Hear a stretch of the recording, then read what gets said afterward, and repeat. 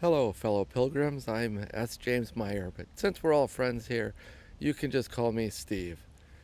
In the pivotal scene at the end of Star Wars Episode 3, Revenge of the Sith, Anakin Skywalker has turned to the dark side. His anger has carried him across the threshold toward his new identity as Darth Vader.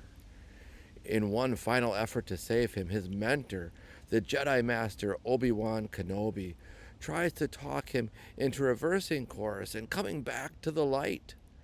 And there, on the lava moon of Mustafar, Anakin crosses the Rubicon and declares his final, sad, dark separation from the Jedi Order and everything he has valued.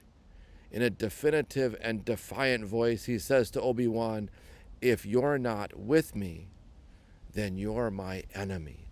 If you're not with me, then you're my enemy." Obi-Wan replies, "Only a Sith deals in absolutes.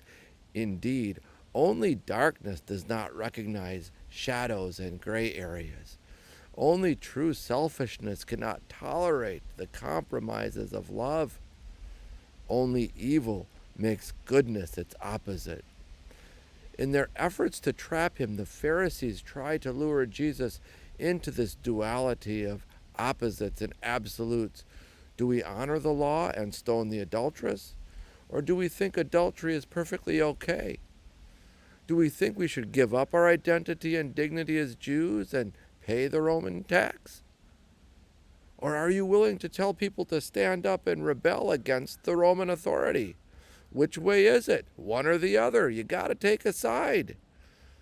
Now, one of the things I love about Jesus is that he never takes the bait. He never accepts this narrow, unimaginative mindset. Let whoever is without sin cast the first stone. Repay to Caesar what belongs to Caesar, and to God what belongs to God. Logicians refer to this duality as a forced choice fallacy, the overly simplified reduction of possibility to a pair of polarized extremes. It divides people rather than uniting them. It succumbs to the limits of ideology rather than opening to possibility. Jesus' imagination was bigger than that, and he suggests ours can be too. It's a game being advanced ad nauseum in our current public conversation. Do you want to keep all immigrants out or have wide open borders? Do you want to let everyone carry guns everywhere or outlaw all guns entirely? Which is it? Take a side, one way or the other. Do you want to let everyone gather freely without masks during this pandemic? Or do you want to ruin the economy? Do you support the enforcement of all laws, or do you support Black Lives Matter? Will you stand for the national anthem or against racial injustice? Which side are you on? Liberal or conservative? Red or blue? One or the other? It's a dark game that speaks in absolutes and opposites. In the Screwtape Letters, C.S. Lewis has Satan instructing his demons. He tells them that humans tend to regard him in one of two ways. They either diminish or deny the existence of evil entirely, or they blame everything that's sinful on Satan. Either, the devil says, is equally acceptable. They are opposites.